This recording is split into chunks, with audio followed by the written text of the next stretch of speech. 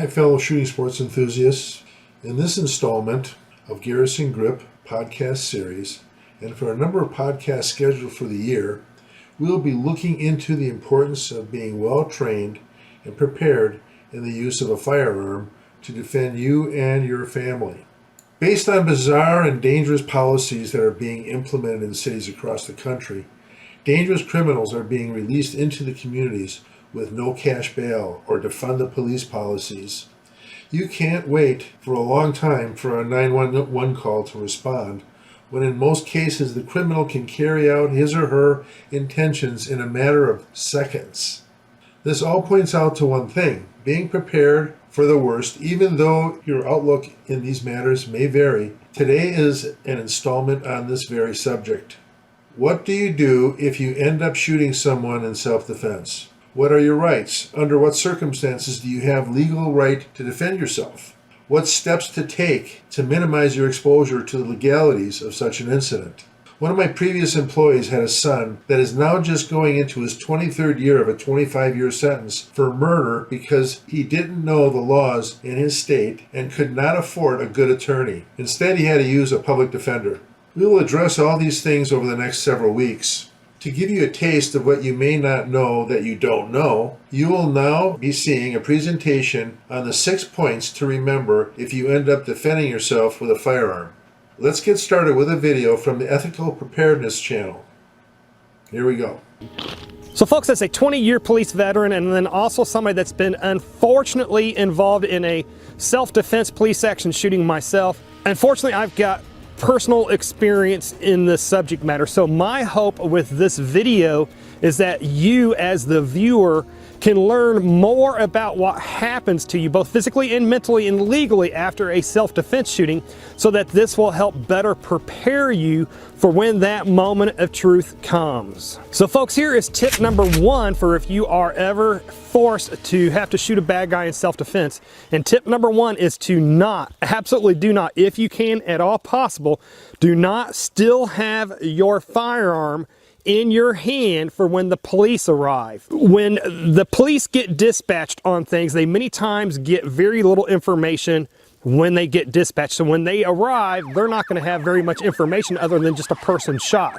They're not going to know if you're the good guy or the bad guy or what have you. People have a tendency to scream over the phone to dispatchers. Dispatchers don't get all the information. They don't broadcast it correctly over to the police. So when the police arrive, anybody that has a gun that's not in uniform will be a threat to the police, because the police know that's all it takes. So do not have your gun in your hands when the police arrive. Even us police officers are taught that if we are off duty and if we are not in uniform, to not have our guns in our hands when the uniformed cops arrive.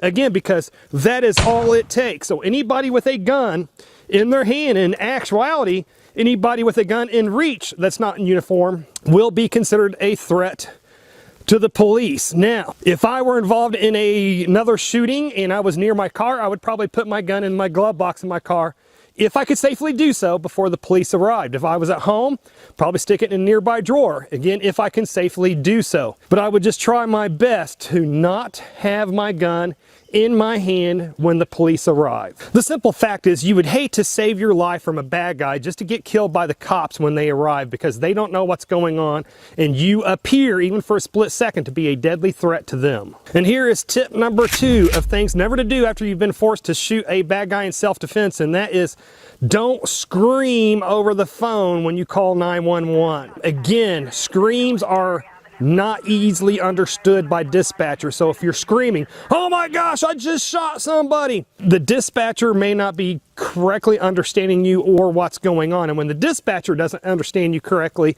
then they relay bad information over the radio waves to the cops that's going to be responding. So the more information that you can calmly give to the dispatcher, then she can relay that information to the responding police. I've just been forced to shoot somebody in self-defense. I am wearing a dark gray long-sleeved t-shirt and green pants. I am at the Safeway grocery store parking lot located at whatever intersection. Again, I was forced to shoot a bad guy in self-defense that tried to rob me. Please start help and start medics.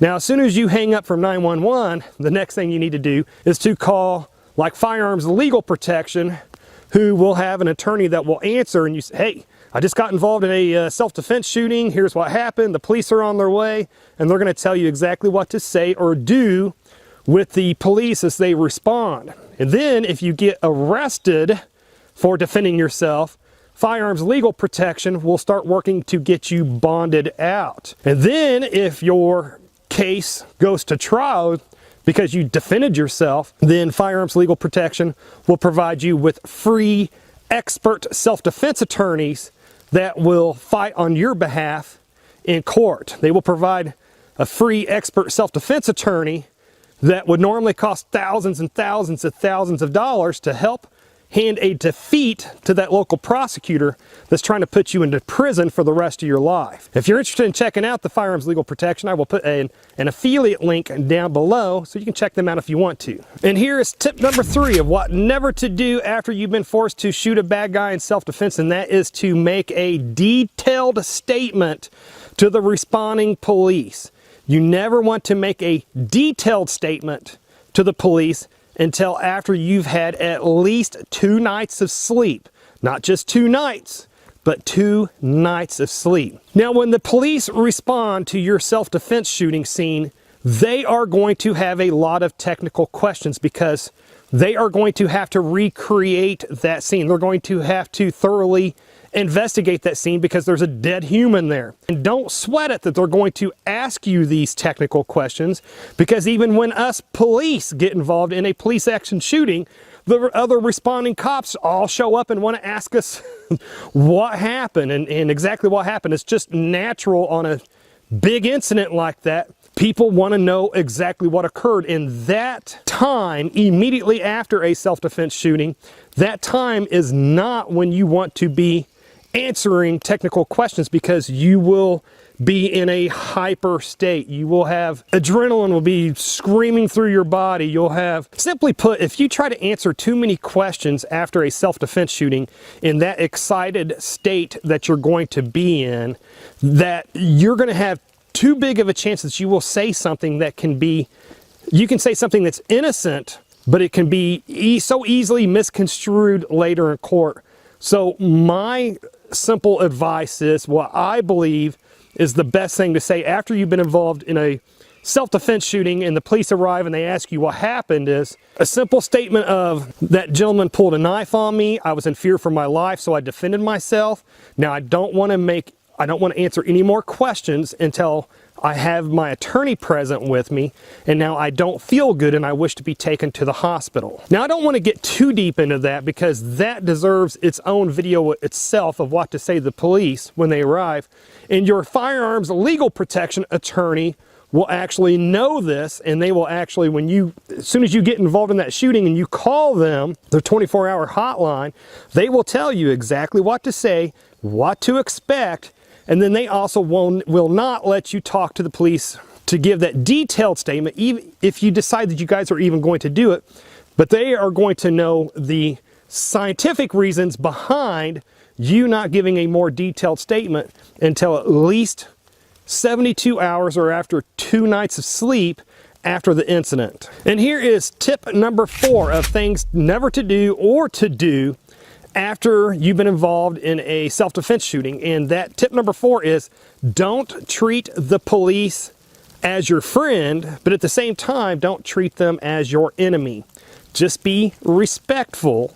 Give them that brief statement that I mentioned in tip number 3, I think it was, and then just get with your Firearms Legal Protection attorney as soon as you possibly can after that shooting. If you watched my channel long enough, you know, you've seen the proof that I've given you that most cops across the United States, the vast majority of cops across the United States, are pro Second Amendment and pro good guy defending himself against a bad guy with a gun.